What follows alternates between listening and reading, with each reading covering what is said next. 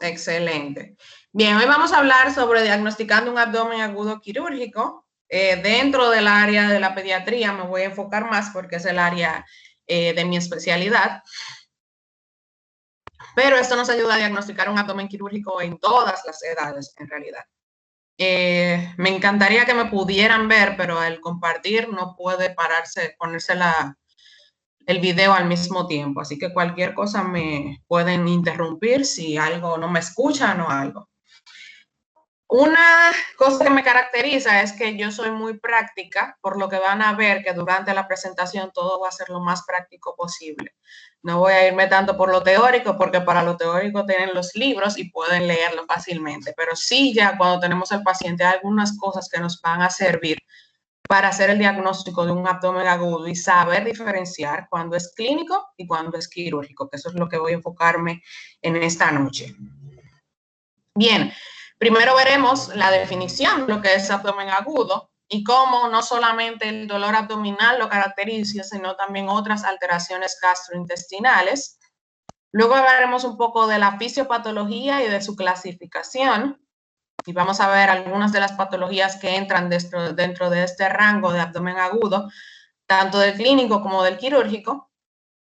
Luego vamos a pasar a la evaluación. ¿Qué pasos sistemáticos se deben de hacer con todo paciente que yo sospecho pueda tener un abdomen agudo quirúrgico? Siguiendo esos pasos de manera sistemática en la evaluación inicial, esto me va a asegurar que yo pueda llegar a un diagnóstico certero y en el tiempo correcto. Eso es muy importante a nivel de algunos abdomen agudo quirúrgico que no son emergencias, que son urgencias y que hay que atender lo más rápido posible. El diagnóstico, vamos a hablar de los pilares para llegar a un diagnóstico certero. Dentro de esto vamos a hablar de los estudios de imagen que nos van a ayudar muchísimo, radiografía de tórax, radiografía de abdomen, sonografía abdominal, la tomografía axial computarizada de abdomen. Y al final les voy a dar un pequeño listadito de cuáles son emergencias quirúrgicas y qué cosas dentro de estas emergencias pueden esperar y qué cosas no. ¿Con cuál paciente, si yo lo recibo en una emergencia como médico general y lo veo, yo digo, ok, esto hay que hacerlo rápido porque debe de ir a un quirófano? O cuál yo puedo decir, ok, puede aguantarse que yo haga todo con mi calma y después entonces referirlo, porque eso no va a causar ninguna alteración crítica. Bien, ¿me escuchan bien? Sí, para poder continuar. Sí, se escucha bien. Excelente. Muchísimas gracias. Bien, entonces entramos en la primera parte, donde vamos a ver la definición, ya no de abdomen agudo clínico versus abdomen agudo quirúrgico. ¿Qué es un abdomen agudo? Un abdomen agudo es un cuadro clínico caracterizado por principalmente dolor abdominal. Ese es el síntoma principal, el punto cardinal de tu hablar, ok, tengo un paciente con un abdomen agudo. Este dolor tiene de característica que es habitualmente de inicio súbito o brusco, que va a ser un dolor que el paciente te dice, de repente me entró el dolor y no lo pude contener, no pude aguantarlo. Es una intensidad que va desde moderada a severa. El paciente te va a decir, yo no había sentido un dolor igual. Es primera vez que tengo un dolor de esta manera. ¿Qué motiva a la consulta al servicio de urgencias? Esto va a hacer que el paciente vaya a la emergencia. Siempre. ¿Qué pasa? Nosotros tenemos el problema con los pacientes pediátricos, que hay algunas edades que sí, que te dicen, tengo un dolor, mami, tengo que ir a la emergencia, llévame al médico. Cuando el niño te dice así, ok, ya tú sabes que es algo muy grave que necesita, él está pidiendo que vayan al médico. A pesar de las inyecciones, a pesar de lo que vaya a ver en el médico, el dolor es tan fuerte que el mismo niño está pidiendo ir al médico. Hay que prestarle atención. Pero ahora en pediatría nosotros tenemos el inconveniente que tenemos edades que no hablan. Entonces, casi siempre los niños nos llegan con la patología ya avanzada, porque el niño no habla. Y actualmente tenemos muchas madres descuidadas, entonces llevan al niño cuando ya está en un punto grave. Por eso, a pesar de tener una emergencia abarrotada de pacientes, hay algunos pacientes que debemos de ponerle prioridad. Y eso es lo que voy a ayudarlos a identificar en esta presentación.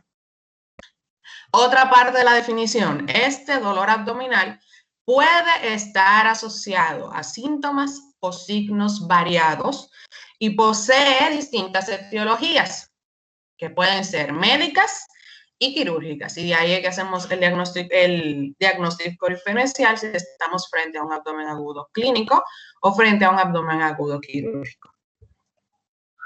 Entonces, ¿cómo lo clasificamos? Bien, el abdomen agudo o el dolor abdominal, que es el síntoma cardinal, como ya mencionamos, puede ser, lo primero que tenemos que saber es cuál es el tipo de dolor y empezar a indagar sobre ese dolor. Entonces, el dolor puede ser de etiología, de origen abdominal o extraabdominal.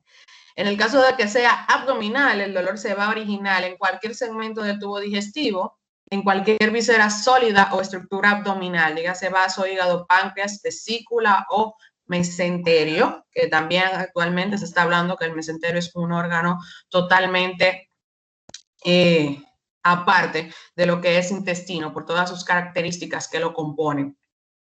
Del sistema genitourinario, que también está en abdomen, aunque está a nivel retroperitoneal su mayor porción, de la columna vertebral, piel y estructuras blandas de la pared abdominal. Todo esto es un dolor abdominal de origen abdominal.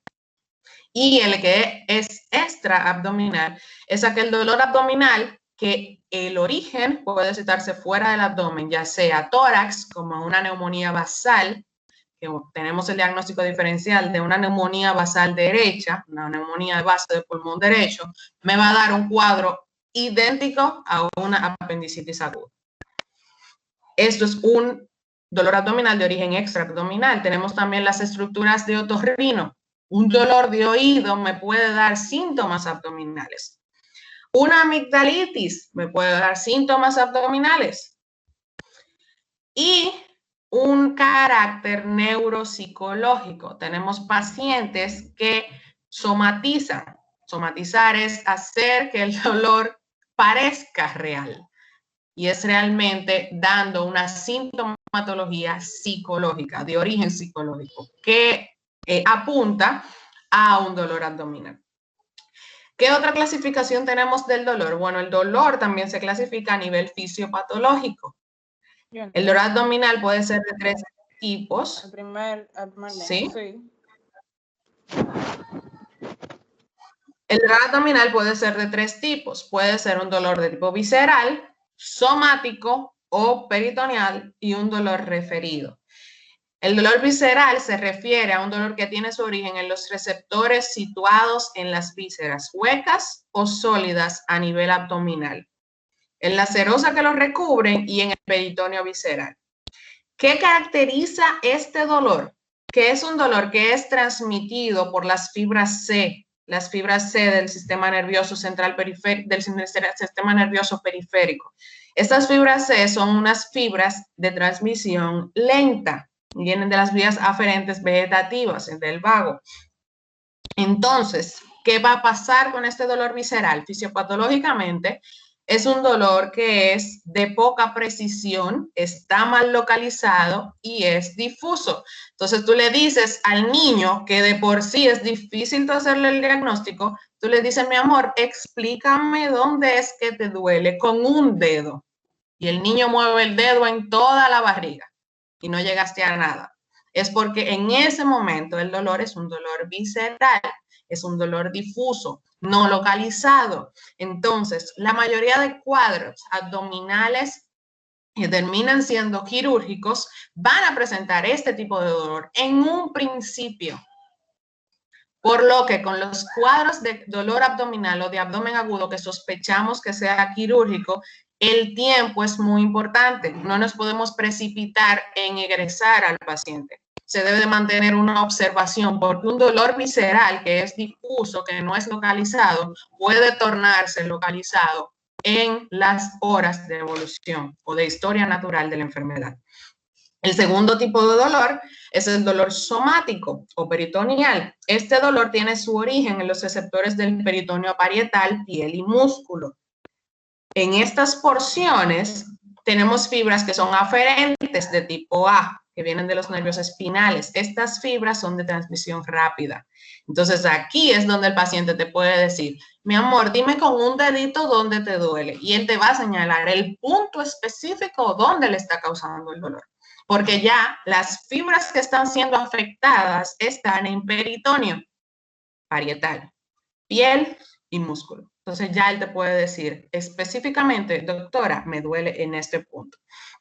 Localiza bien, es un dolor punzante muy intenso y que provoca una quietud absoluta, una clara posición antiálgica. Y este paciente la va a intentar de mantener la mayoría del tiempo. Ya cuando el paciente está en esta posición, como la que vemos en la imagen, que es una posición antiálgica, ya ahí el dolor casi siempre está siendo transmitido por las fibras A. Y el tercer tipo de dolor es el dolor referido. Recuerden que estamos en la clasificación fisiopatológica. El dolor referido es el que tiene su origen en regiones alejadas de donde se manifiesta. Se trata de un dolor de proyección cerebral cuyo origen puede ser tanto visceral como somático, pero que me va a dar el dolor alejado a donde está el origen. Por ejemplo, al paciente le duele el abdomen, pero a la vez le duele el hombro derecho. Al paciente le duele el abdomen, pero a la vez le duele la región inguinal. Entonces, todos estos síntomas me orientan hacia un diagnóstico específico y me van a ayudar al momento de hacer mi evaluación completa. Y la otra clasificación es la clasificación en cuanto a la duración. Un dolor abdominal que es agudo. Algunos textos hablan de cuando es mayor de 3 meses, cuando es menor de 3 meses, pero realmente se habla de cuando ya es un dolor súbito, un dolor que aparece en un breve instante y que dura días, horas, no más de ahí. Un dolor crónico es un dolor de más de un mes. La mayoría de los abdomen agudos que son quirúrgicos no van a tener un dolor crónico. Por lo que una de las preguntas que debemos de hacer es, niño, ¿este dolor te ha pasado anteriormente? ¿Es frecuente que te dé un dolor similar a este? Y recurrente, es un dolor que es agudo en el momento, desaparece y vuelve y se agudiza en otro momento. Hay una patología que vemos en pediatría que se llama invaginación intestinal. Esta patología, el paciente puede invaginarse y desinvaginarse por sí solo. Entonces, él tendría un dolor al momento que esté invaginado y cuando se desinvagina va a estar sin el dolor. Por eso puede ser que sea recurrente. Igual con los cólicos, en caso de cólico nefrítico, cólico biliar. Bien, entonces aquí está la clasificación de dolor abdominal de la Asociación Española de Pediatría. Ellos lo clasifican por rango de edad. Tenemos a los recién nacidos, se dice aquí que es hasta el mes, realmente es hasta los 36 días. Entonces, hasta los 24 días. Entonces, aquí tenemos el recién nacido de 0 a mes. Lo más frecuente, todos estos son causas del dolor abdominal. Lo más frecuente es en sepsis, recién nacido, sepsis neonatal temprana, tardía, va a dar un cuadro abdominal agudo. Infección de vías urinarias, acompañado de fiebre, vamos a tener este paciente, dolor abdominal, más característico que sea en flanco y acompañado de fiebre. Cólicos del lactante, bien frecuente a esta edad, y hay que saber hacer el diagnóstico diferencial. ¿Qué pasa? Un paciente con cólicos, normalmente vamos a tener un recién nacido que luce eutrófico. Bien, entonces ahí podemos irnos orientando si realmente es un cólico o si es otra patología que puede ser quirúrgica, como el caso de la enterocolitis necrotizante o en el caso de la invaginación intestinal también que me da este dolor. Gastroenteritis, vómitos y diarrea, todo esto es clínico. Intolerancias alimentarias. Los más infrecuentes es la enterocolitis necrotizante, que al principio es una patología clínica si se trata de manera adecuada. Ahora luego puede tornarse quirúrgica en el caso de que el intestino presente una perforación y ahí sí ya hay que intervenir quirúrgicamente. El hilio meconial también es una patología que entra dentro de las patologías quirúrgicas, pero tiene un tratamiento clínico primero agresivo, casi nunca llega a ser un tapón meconial, en el cual amerita entonces irrigaciones rectales y tratamiento que puede llegar a ser, ameritar que sea en quirófano. Atresia yeyunal, esto es meramente quirúrgico. Enfermedad de Hirschsprung, malformaciones intestinales. Las malformaciones anorrectales que entran dentro de estas malformaciones también son meramente quirúrgicas. En los lactantes de 1 a 12 meses, entonces vamos a tener las gastroenteritis, que ya la vimos en los recién nacidos, los traumatismos, que aunque no lo crean, son bien frecuentes en esta edad, en lactantes de 1 a 12 meses, lactantes menores, esa es la categoría. El cólico del lactante, intolerancia a los alimentos, infección de vías urinarias. Las malformaciones intestinales nueva vez, malformaciones urinarias, invaginación intestinal, fibrosis quística, me da un cuadro como si fuera quirúrgico, pero la patología no es quirúrgica. Solamente me hace un cuadro obstructivo por el aumento porque se hace espesa la secreción a nivel gastrointestinal y entonces esto puede llevar al paciente a un cuadro obstructivo si no se le da el tratamiento con irrigaciones y con el tratamiento que lleva de base la fibrosis quística para mejorar esto. Entonces, eso puede tornarse en un cuadro obstructivo. Tenemos la torsión testicular, torsión ovárica, que es quirúrgico, y la hernia inguinalis estrangulada o encarcerada dependiendo del tiempo, también quirúrgico. En nivel preescolar tenemos estas que son todas clínicas y ya en el caso de las infrecuentes tenemos las apendicitis agudas, que es quirúrgico, los tumores, dependiendo, son quirúrgicos, neumonía del lóbulo inferior y el cólico nefrítico, que son clínicas. Escolar de 4 a 11 años tenemos gastroenteritis, apendicitis aguda, púrpura del Schönlein-Henoch, traumatismos, infección de vías urinarias, neumonía. Dentro de las infrecuentes, colecistitis agudas, vemos que allá a esta edad, a partir de los 6 años más específico, es que vamos a empezar a tener estos cuadros de colecistitis y colelitiasis, aunque se han visto casos de colecistitis en recién nacidos. Torsión testicular y ovárica, impactación fecal, enfermedad inflamatoria intestinal, cetoacidosis diabética, también da un dolor abdominal agudo, intenso, que por eso es que nos ayudamos de estudios analíticas de laboratorio para saber diferenciar si estamos frente a un cuadro quirúrgico aunado a una cetoacidosis o si es meramente el dolor abdominal propio de la cetoacidosis diabética. Cefalea y migraña. Y en los adolescentes, entonces vamos a tener apendicitis, enterocolitis, enfermedad inflamatoria pélvica, colecistitis, pancreatitis, úlcera péptica, se agrega aquí, diabetes, embarazos ectópicos, funcional y psicosomático. Una paciente que llegue por encima de los 11 años, aunque diga que no ha tenido relación sexual o que no ha iniciado una vida sexual activa, se debe de realizar. Claro, con el consentimiento de los padres, si ya hay una sospecha, se debe de realizar una prueba de embarazo para descartar esto. Y también se debe de indagar sobre su ciclo menstrual para entonces también descartar, puesto que ya el abanico se amplía más si estamos frente a una paciente con un dolor abdominal y está dentro de este rango de edad de adolescencia. Bien, entonces, ¿qué pasos debo de realizar para tener una adecuada evaluación inicial de mi paciente? Lo primero es que debo de establecer la gravedad del cuadro. ¿Cómo hago esto? Desde que llega el paciente, lo miro. Con la observación, yo puedo llegar a tener un 50%, 40% del diagnóstico. Solamente con la observación yo puedo darme cuenta qué pasos van a seguir, qué tanta atención amerita este paciente. Entonces, ¿qué me voy a fijar en la observación? ¿Cuál es la posición con la que llega el paciente? El paciente está caminando doblado totalmente. El paciente tiene una fascia de dolor que no aguanta. El paciente no puede tolerar la bipedestación, no puede tolerar el estar de pie. Eso es muy importante, porque significa que el dolor no le permite sin siquiera levantarse.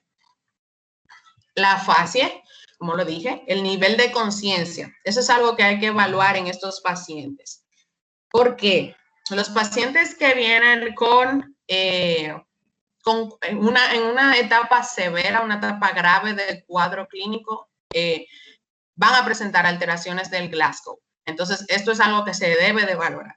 Y se debe de valorar en los pequeños, para eso es hay una escala de Glasgow modificada, y se debe valorar también en el adolescente y en el infante.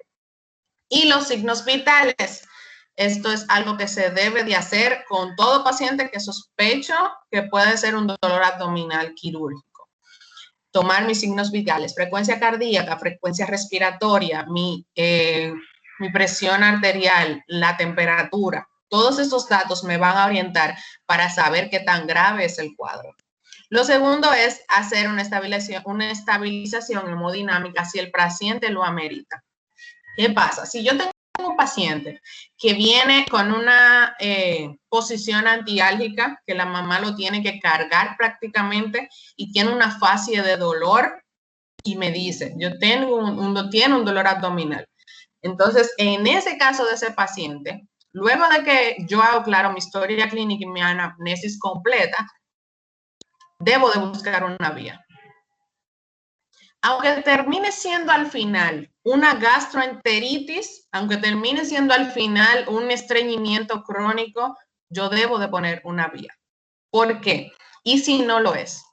¿Y si no es un cuadro que es simplemente una gastroenteritis? ¿Y si realmente era una invaginación intestinal? Para los que no saben de lo que es la invaginación es un proceso donde el intestino se entra o se introduce dentro de sí mismo. ¿Qué pasa? Que esa porción de intestino que queda dentro, se llama intusucipiens. Sucipiens es la porción que está afuera y susceptum es la porción que está dentro. La porción que está dentro, el intususceptum, no le está llegando irrigación. Entonces, ¿cómo yo revierto, o sea, hago que este cuadro no se empeore y me pueda estabilizar el cuadro general del paciente?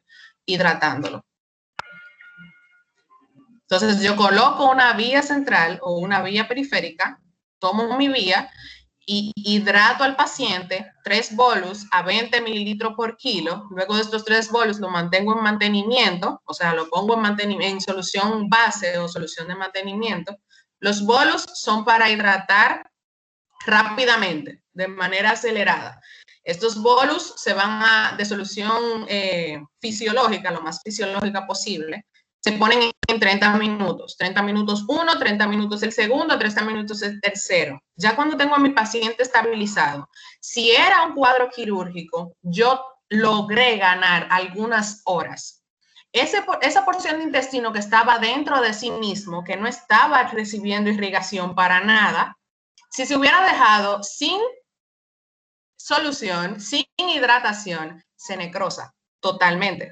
Y cuando yo hubiera entrado al quirófano con el paciente, hubiera tenido que resecar toda esa porción. Y ese paciente perdía ese intestino, porque ese intestino moría. Pero yo logré, con esa estabilización y con esa hidratación de esos bolus, esa solución de rescate, logré salvar un poco más de tiempo y ganar un poco más de tiempo con este paciente. Entonces, si piensas en que es un cuadro abdominal o no te gusta la forma en la que luce el paciente, a la observación, a la inspección, te das cuenta que tiene una frecuencia cardíaca elevada, que tiene una alteración del nivel de conciencia. En el caso de los recién nacidos del paciente o de los lactantes, el paciente está irritable, que no se calma por nada, totalmente quejumbroso, canalízalo. Mides una vía y empieza a hidratarlo. Nada pierdes. Entonces, hidrato al paciente en aquellos casos que lo ameriten. Si es un paciente que viene caminando de lo más normal, de lo más tranquilo, tú puedes indagar con calma, porque el paciente no luce que necesita una estabilización hemodinámica al momento. Entonces, luego de todo esto, de que establecí mi gravedad del cuadro y logré estabilizar o estoy en proceso de estabilizar al paciente, hago mi historia clínica totalmente detallada. Y para esto voy a utilizar esta mnemotecnia que no sé si la conocen, pero se las voy a presentar. Se llama Alicia Fredusa. Esta mnemotecnia es la que se utiliza para la semiología del dolor.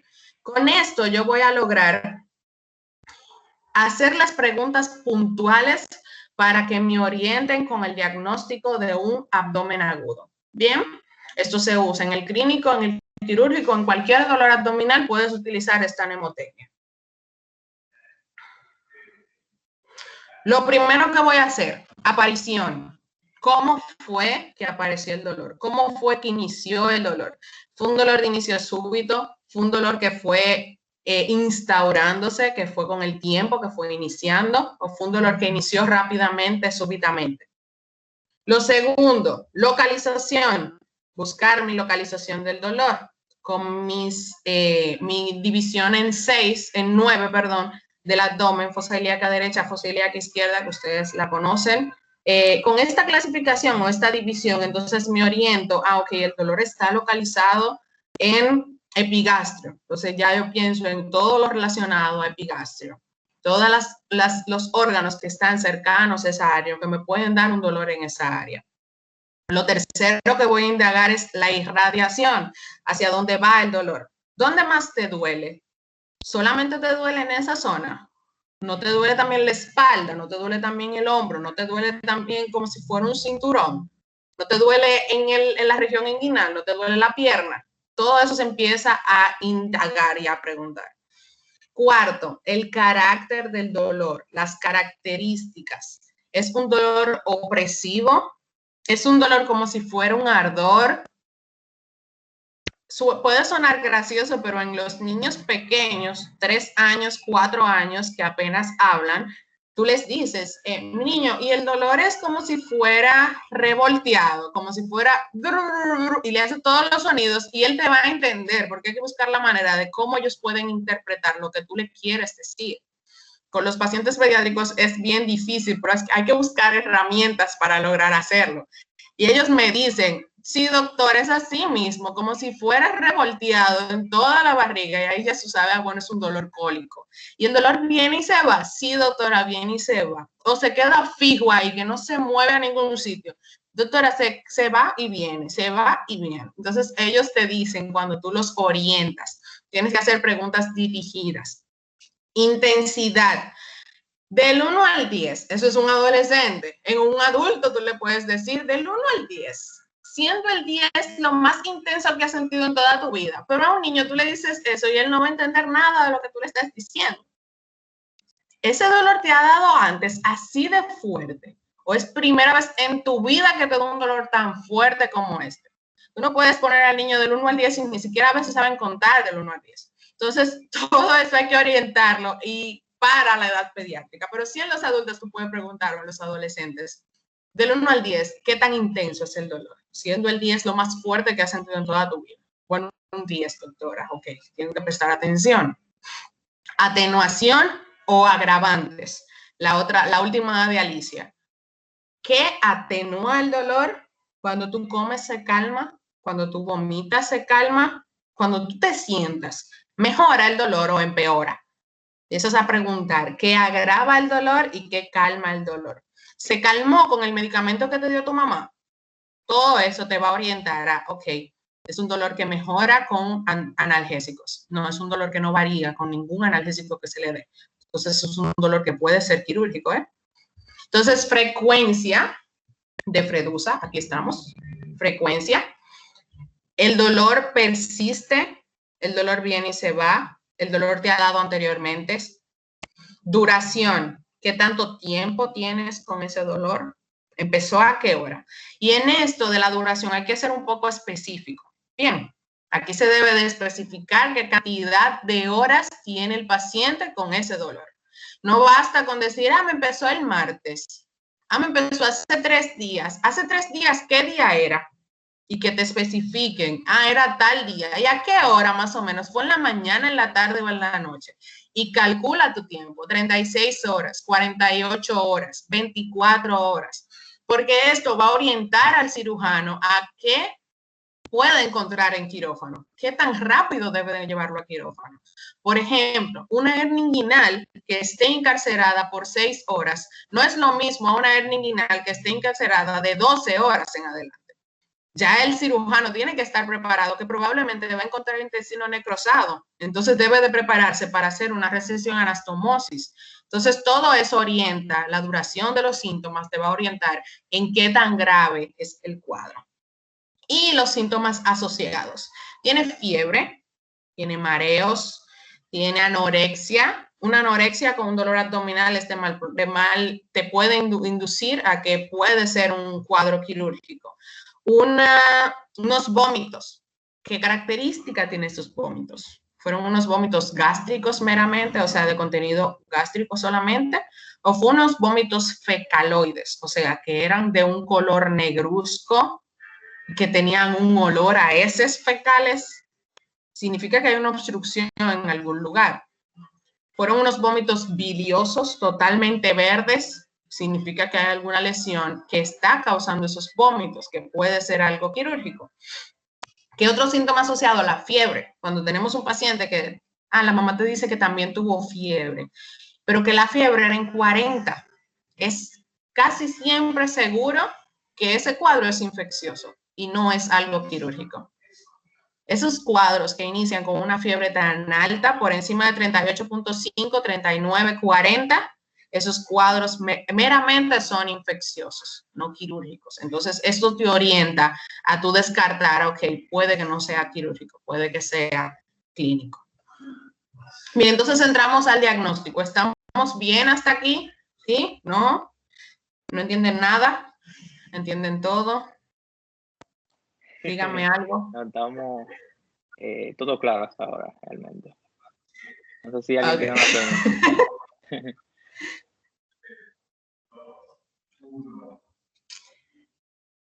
Bien, entonces continúo. Vamos ahora al diagnóstico, a la parte de, hicimos todas las preguntas, hicimos una anamnesis con lo de la Alicia Fredusa que les enseñé, la normotermia. Ahora vamos a ir al diagnóstico. Entonces, el diagnóstico, primero, los datos que ameritan nuestra atención deben ser identificados. La madre te dice, el niño llegó con una, doctora, él nunca ha tenido esa barriga tan grande. Eso es importante. La mamá siempre le está mirando todo al niño y ella sabe cuál es el tamaño normal de su abdomen. Si la mamá te dice el niño está distendido, es porque el niño está distendido y eso amerita nuestra atención.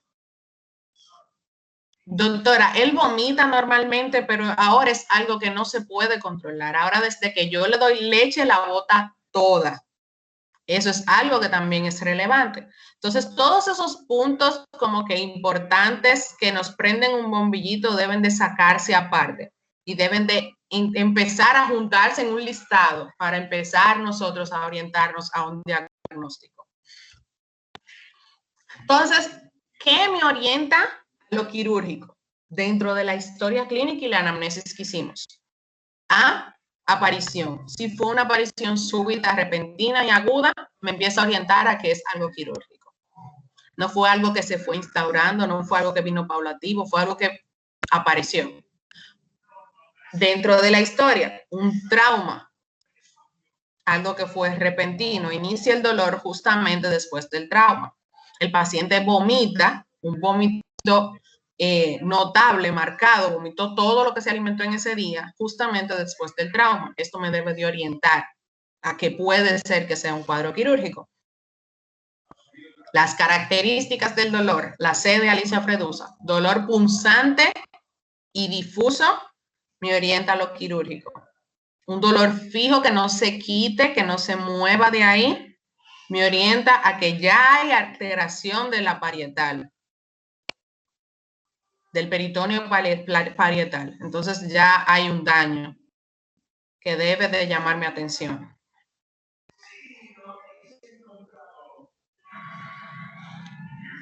Si es un dolor único, que nunca había tenido un dolor igual en la I de intensidad, entonces también debe orientarme a lo quirúrgico. La duración, si es un dolor que sigue con la misma característica de un dolor punzante por más de 6 horas, oye, es quirúrgico. Un dolor severo que se mantenga por más de 6 horas es quirúrgico, hasta que se demuestre lo contrario.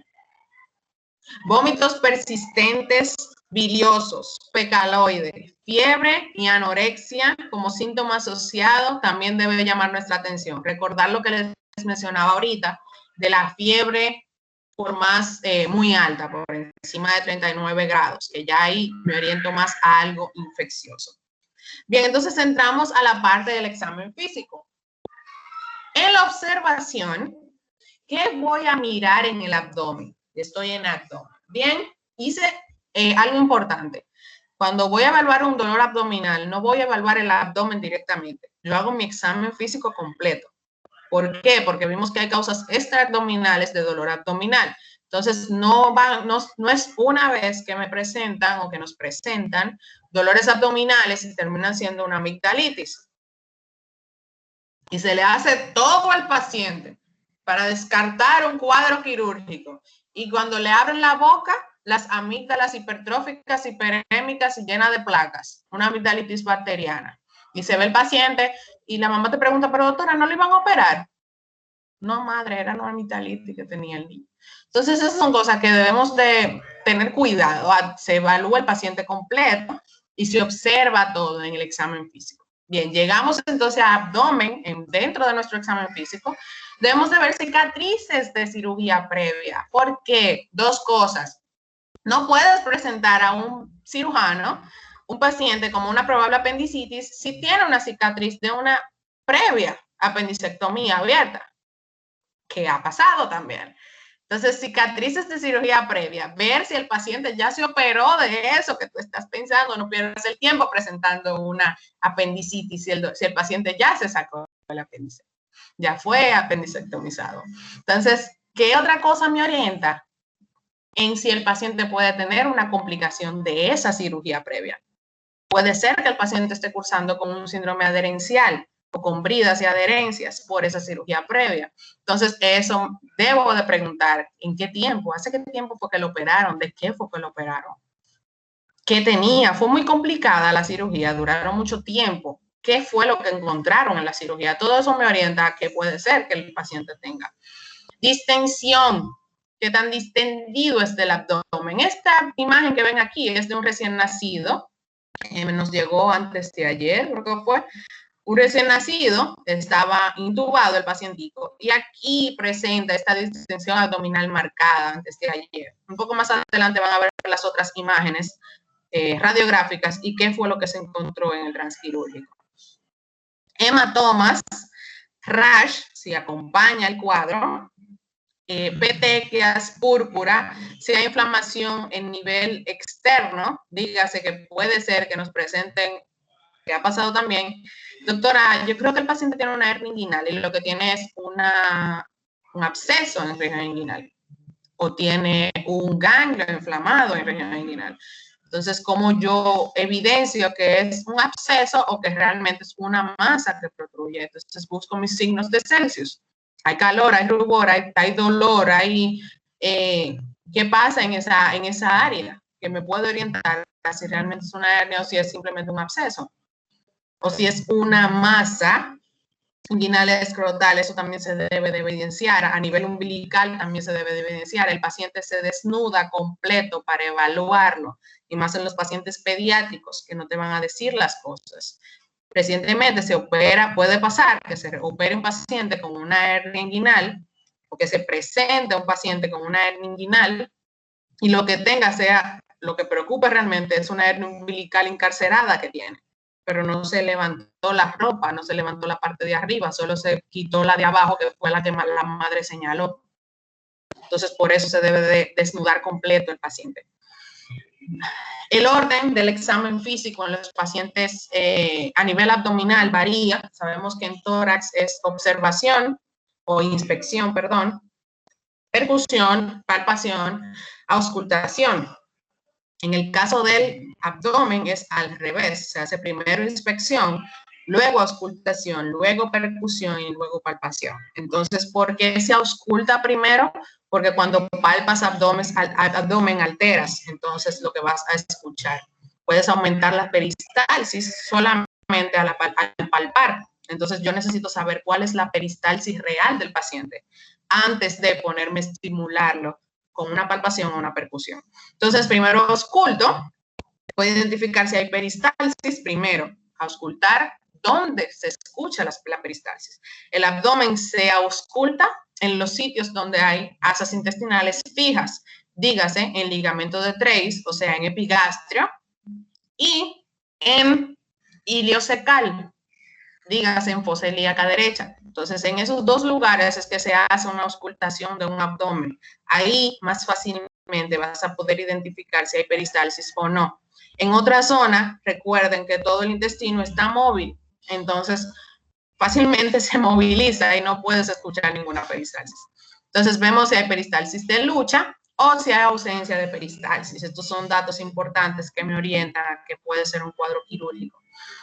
En la percusión, tengo que fijarme si hay timpanismo o si hay mate. Esas son las dos diferencias que voy a escuchar, a sentir en la percusión.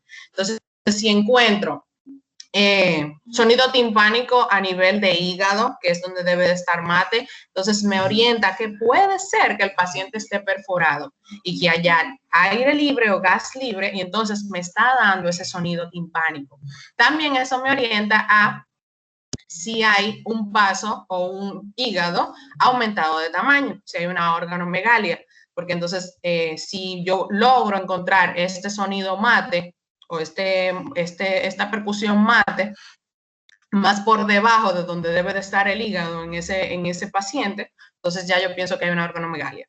Y también me ayuda con la percusión a áreas de defensas. Hay algunos signos que me hablan de irritación peritoneal que los voy a identificar con la percusión. Otras maniobras, se hace tacto rectal en algunos pacientes, maniobras activas, levántate, salta, arrodíllate, ponte boca abajo en el caso de que quiera identificar una ascitis. Hay varias maniobras que puedes hacer para identificar cuadros específicos. Y los genitales externos se deben de evaluar en todos los pacientes por esta belleza que es una hernia inguinal, que se ve muy frecuente en los pacientes pediátricos y que es una emergencia quirúrgica. Entonces, ¿qué signos me orientan a que hay irritación peritoneal? Datos de irritación peritoneal quirúrgico. Bien, entonces, si el paciente tiene signo de Aron positivo, significa que hay dolor o opresión en epigastrio al aplicar presión firme y persistente sobre el punto McBurney. McBurney es en fosa ilíaca derecha, 1/3 por encima de la espina ilíaca de este lado, del lado derecho. Signo de Basler, dolor agudo al comprimir el apéndice entre la pared abdominal y la cresta ilíaca. Signo de Blomberg, sensibilidad de rebote pasajera en la pared abdominal. Dígase, yo palpo a nivel de fosa ilíaca izquierda y al retirar la mano, el movimiento del gas hace que el paciente refiera dolor en donde está la lesión. Cuando yo retiro la mano de forma brusca, todo ese movimiento del gas adentro del intestino hace que el paciente refiera dolor donde está la lesión, que puede ser en el lado de fosa ilíaca derecha en el caso de una apendicitis. En el síndrome de McFock, ese me ayuda para decir o darme cuenta si el paciente está fingiendo los síntomas. Hay una aceleración del pulso al palpar el abdomen doloroso. Si no hay aceleración del pulso, el paciente está fingiendo, porque lo normal es que haya una leve taquicardia en el caso de un abdomen doloroso al palparlo. El signo del obturador, al flexionar y rotar de manera externa el muslo derecho en decúbito supino, o sea, el paciente boca arriba, derecho del abdomen va a doler. Y el signo de Robson, que es dolor en McBurney al comprimir en fosa ilíaca izquierda. O sea, le duele en fosa ilíaca derecha al comprimir en el lado izquierdo. ¿Qué análisis de laboratorio voy a realizar o me pueden orientar? Un hemograma de línea. Veo mis leucocitos, mis glóbulos blancos van a estar elevados, no tan elevados. Si están por encima de 20,000, ya pienso en que puede ser un cuadro infeccioso, no tanto quirúrgico. Y los diferenciales, neutrófilos o linfocitos, también me orienta, siempre va a estar a expensas de neutrófilos. Los hemáticos, si hay niveles disminuidos de hemoglobina, de hematócrito, entonces pienso que hay un probable sangrado. esto también me orienta, un paciente que llega con un cuadro de una historia de un trauma abdominal cerrado, se le debe de hacer un hemograma cada 12 a 24 horas durante las primeras 24 horas. ¿Por qué? Porque este paciente puede llegar lo más estable posible y de momento en el segundo hemograma llegó con 11 de hemoglobina y en el segundo hemograma tener 7 de hemoglobina. Entonces significa que hay algún sangrado que se debe de investigar. En estos pacientes lo que se hace es una tomografía axial computarizada de abdomen. Y los niveles de plaquetas. También me orientan a si es un paciente realmente séptico, que el cuadro y el dolor abdominal es más por su sepsis, o si es un paciente que tiene las plaquetas normales, entonces pienso en otro cuadro que puede ser quirúrgico. El examen de orina, ahí voy a mirar mis acetonas. Si hay acetonuria, significa que el paciente está deshidratado.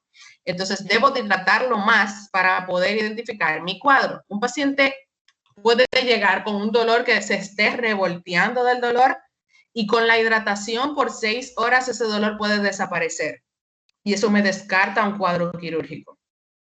Ahora, ¿cómo yo me oriento? Si el paciente luce muy mal, luce agudamente enfermo, y yo le hago una orina y tengo las acetonas elevadas, 3 cruces, 2 cruces, entonces ya yo sé que el paciente está deshidratado. Debo de hidratarlo y reevaluarlo cuando esté hidratado. Eso es algo importante. Lo segundo es la piuria o los nitritos. Entonces me orientan a una infección de orinas. En los pacientes pediátricos, los nitritos positivos solos me hacen un diagnóstico de infección de vías urinarias. Glucosuria y cetonuria, entonces me orienta a un diagnóstico diferencial que vimos ahorita con un diagnóstico clínico que es la cetoacidosis diabética. Y un coprológico, para descartar una gastroenteritis. Puede haber una infección de orina con apendicitis. Puede haber una amebiasis intestinal con una invaginación. O sea que una cosa no me quita la otra. Si el paciente sigue con su cuadro de dolor abdominal, a pesar de la hidratación, con todo y coprológico, con entamoeba coli, yo lo voy a entrar a quirófano para desinvaginarlo, si es una invaginación. También le hago bioquímicas, dentro de estas los electrolitos séricos en los pacientes recién nacidos y lactante menor que llegan críticamente, que llegan críticos, que necesitan intubarse y todo eso, debo de hacer electrolitos séricos. Amilasa y lipasa se hace en pacientes que tienen un abdomen agudo por trauma abdominal, porque hay que descartar una lesión hepática, trauma de vaso y trauma de páncreas. Y esto se hace con amilasa y lipasa y con las proteínas. Estas van a estar sumamente elevadas en estos pacientes si hay un trauma en estos órganos y vísceras macizas. Función renal y glicemia. Y otros, la prueba de embarazo que les mencionaba ahorita en las adolescentes, tipificación y cruces sanguíneos. Si quieres acelerar el proceso, si sabes que tienes un paciente que es quirúrgico, por favor, refiérelo o mándalo al cirujano ya con su tipificación y su cruce hecho, para no perder más tiempo, porque eso ya le avanza el asunto para que pueda llegar a quirófano. Y otra cosa que piden los anestesiólogos son los tiempos de coagulación. TP y TPT también se debe de realizar en estos pacientes. Ahora vamos a la parte de los estudios de imagen. Luego de hacer un examen físico adecuado, luego de hacer estudios de laboratorio adecuados y ver que me está orientando a un cuadro quirúrgico, lo primero que le voy a hacer son radiografías. La sonografía es muy buena, pero no descarta una buena radiografía. Una buena radiografía me orienta más a un cuadro quirúrgico que una sonografía. ¿Por qué? Miren lo normal. Eso es una radiografía en suspensión o de pie normal. Bien, lo que voy a ver es todo el aire, todo el gas en abdomen se va a poner en la parte superior. Por eso vamos a ver la burbuja gástrica, vamos a ver la mayoría de gas hacia arriba y vamos a ver ampolla un poco vacía, o sea, con poco gas. Bien, esa es una distribución adecuada de gas en un paciente. Aquí no vamos a encontrar gas porque aquí está el hígado. Entonces, si vemos gas aquí, por encima del hígado, eso es un neumoperitoneo. Significa que hay una perforación intestinal y que el paciente se debe de operar de urgencia. Entonces, en un paciente acostado, la distribución es diferente. Ven cómo baja. Aquí todo está como arriba el gas y el gas baja o desciende en una radiografía AP acostado. Entonces, ¿qué proyecciones debo de pedir con un paciente con un dolor abdominal que pienso que es quirúrgico? Una radiografía de abdomen AP en suspensión o de pie y una acostado y una radiografía de tórax para descartar que haya una neumonía basal, un diferencial en el caso de la apendicitis. Se hace una lateral en algunos casos específicos, como en un caso de una neumoperitoneo. Si en una radiografía AP o en un tórax yo veo un neumoperitoneo, lo recomendable es hacer una lateral para ver ese neumo con más precisión. Una oblicua, que es otra presentación, y una radiografía de contraste o con medio de contraste, que ya eso es más especializado, ya el cirujano lo va a pedir cuando vea al paciente. Entonces, ¿qué imágenes yo quiero que se le graben en su cabeza si la ven en una radiografía? Esto es el signo del tridente que se ve en una radiografía de abdomen. Esto es quirúrgico, esto es una invaginación intestinal hasta que se demuestre lo contrario. Se van a ver esas asas, una arriba, otra abajo, esto vacío. Entonces, lo que pasa es que la invaginación más frecuente es la iliocólica. Entonces, aquí tú vas a tener el colon ascendente y el ilion. Entonces, como está todo dentro del colon, o sea, está dentro de sí mismo, se va a desplazar hacia allá. Y toda esta área va a quedar vacía, sin gas, porque no hay nada ahí. Todo se introdujo dentro de sí mismo y se fue desplazado hacia el lado contralateral. Segunda imagen que quiero que se le grabe, una adecuada distribución de gas intestinal, como ven en esta imagen. También es una invaginación intestinal. Vean todas estas imágenes que se ven cortadas. Ahí. Esto es lo que se le llama niveles hidroaéreos. Los niveles hidroaéreos se pueden ver en una radiografía de abdomen normal, pero no más de 3. Si encontramos una radiografía donde se ve todas estas características que ustedes ven aquí, aquí hay 1, 2, 3, 4, 5, 6, 7, 8, 9, 10 niveles hidroaéreos. Esto es quirúrgico hasta que se demuestre lo contrario. Esta imagen en un recién nacido, este es el signo de la doble burbuja. Esto se ve, nos van a presentar, o nos va a llegar un paciente distendido totalmente. No va a decir que tiene dolor abdominal porque es un recién nacido, pero sí está distendido. Entonces, va a tener esta imagen en la radiografía. Una burbuja y 2 burbujas. Este es el signo de la doble burbuja y se ve en atresia de duodeno. Significa que el duodeno está cerrado, no tiene paso. Entonces va a tener esta imagen donde se ve la primera porción del duodeno, que es esta burbuja pequeña, y la burbuja gástrica. Entonces la próxima porción del duodeno no tiene paso para nada. Y hay ausencia de gas distal. Como ven, aquí no hay gas. En ninguna de esas zonas hay gas. Son las 2 burbujas. Otra imagen que no quiero que se les olvide, el apendicolito. Mírenlo aquí, donde se ve en la fosilíaca, este que está aquí. ¿Qué va a acompañar un apendicolito? Una lordosis. El paciente va a tener una posición antiálgica que se va a ver en la radiografía, que no se va a poder esconder.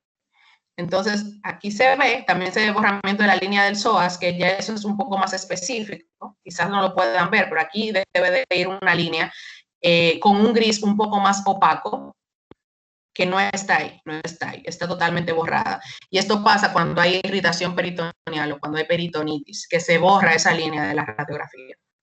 Este es el neumoperitoneo que les mencionaba ahorita. Aquí, si ven burbuja, si ven aire, es normal, porque aquí está el estómago.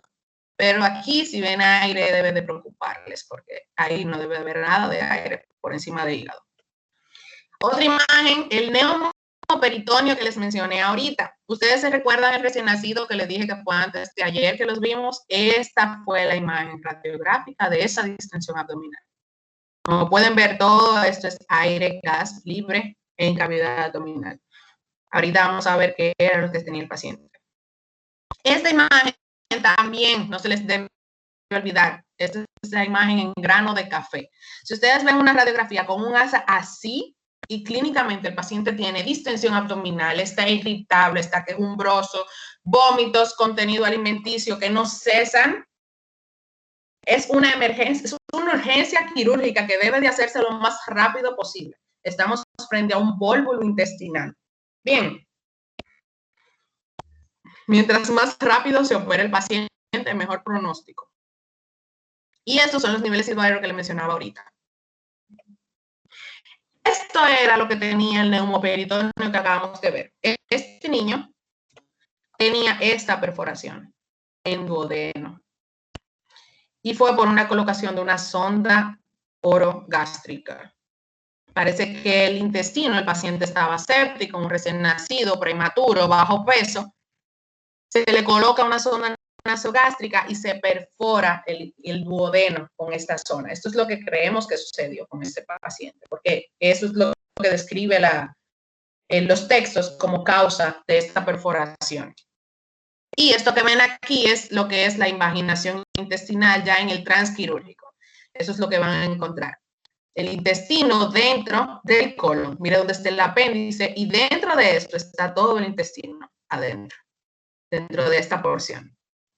Luego de que se logra reducir esta invaginación, entonces se procede a ver cómo están esas asas, si están todavía en un viables o si debe de ser necesario resecar y anastomosar. Entonces, en la sonografía, algunos signos, aquí ven el apéndice, cómo se va a ver en un diámetro engrosado. Si se ve por encima de 6 milímetros de diámetro, se habla de que puede ser una probable apendicitis y también se va a ver todo esto, que es una ecogenicidad de grasa que no va a ser compresible. O sea, tú le pasas el transductor y no se comprime. Lo normal es que al pasar el transductor todo se comprima y se movilice. Pero cuando hay una apendicitis nada cambia, todo se queda inmóvil.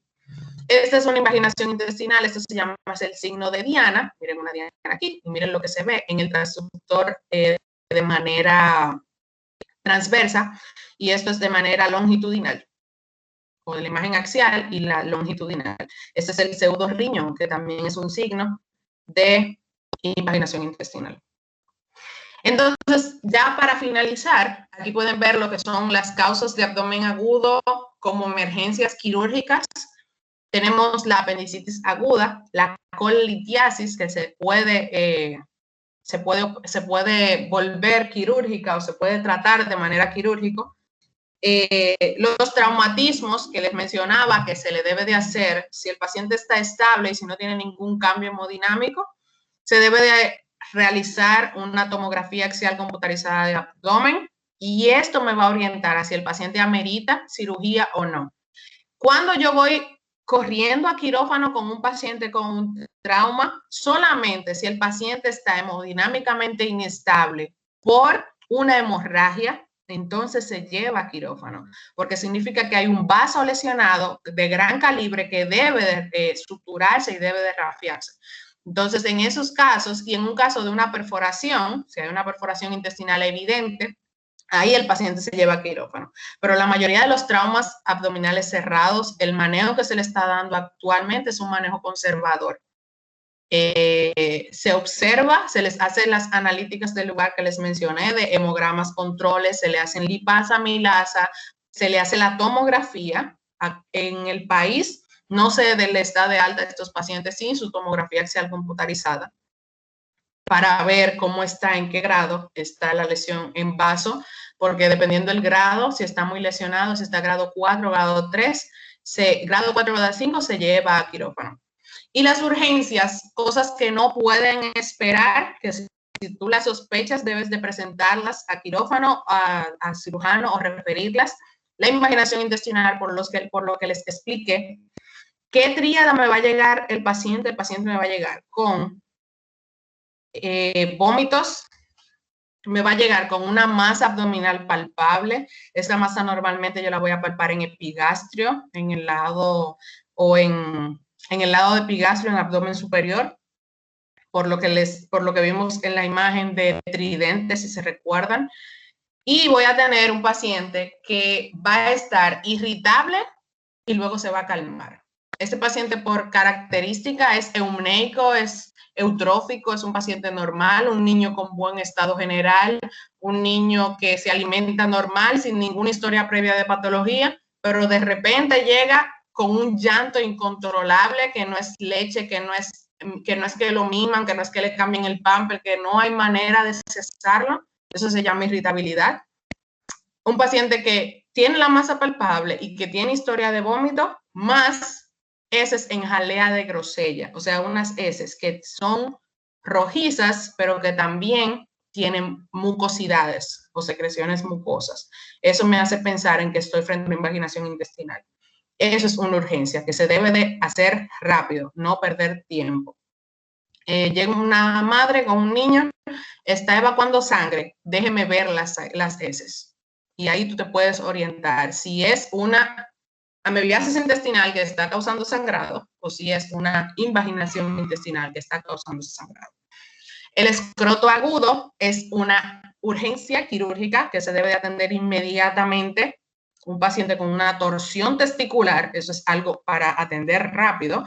Una torsión ovárica es algo para atender rápido.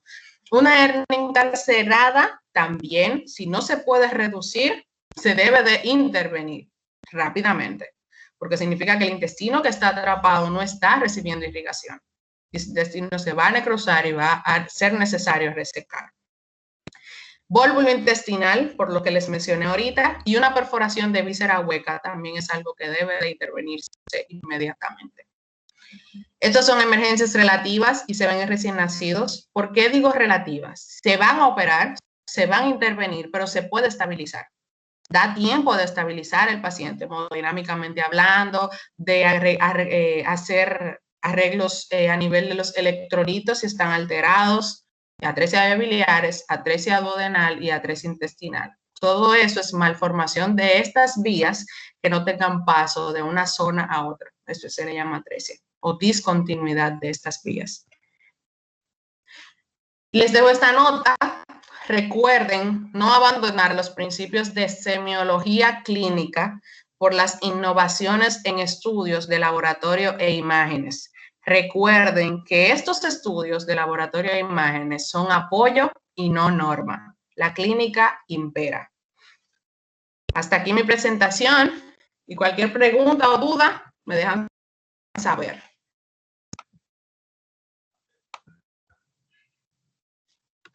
Muchas gracias, doctora. Excelente presentación. Chicos, si ustedes quieren hacer alguna pregunta, voy a abrir los micrófonos ahora. La pueden hacer por ahí o por el chat. Ya, ahí lo pueden abrir. Ha sido muy interesante, doctora. Hemos repasado mucho, aprendido mucho. Veo que alguien escribió por el chat que todo muy interesante. Muy buena charla. A ver.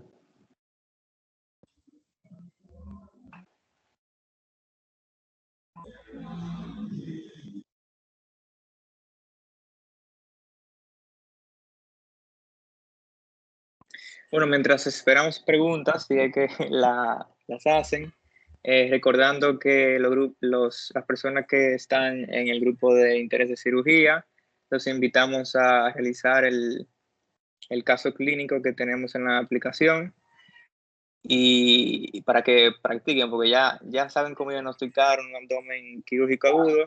Ahora tienen la oportunidad de realizar una apendicectomía laparoscópica virtual. Y los invitamos a que lo hagan, a que hagan el test, para que se prueben a sí mismos.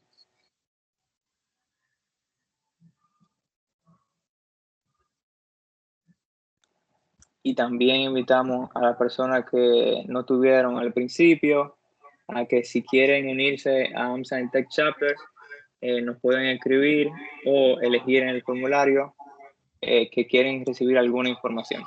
Y con gusto se la mandamos. Bueno, doctora, yo creo que no hay preguntas. Así Eso que es parece que la charla fue muy clarificante. Qué bueno. Sí, todo muy bien explicado, todo muy claro. Muchas gracias de verdad, doctor. Siempre. Eh, bueno, pues yo creo que hemos terminado. Ya quiero agradecer mucho a la doctora por tomarse el tiempo de estar aquí con nosotros y de presentarnos este tema. Y nada, que se repita, ¿no?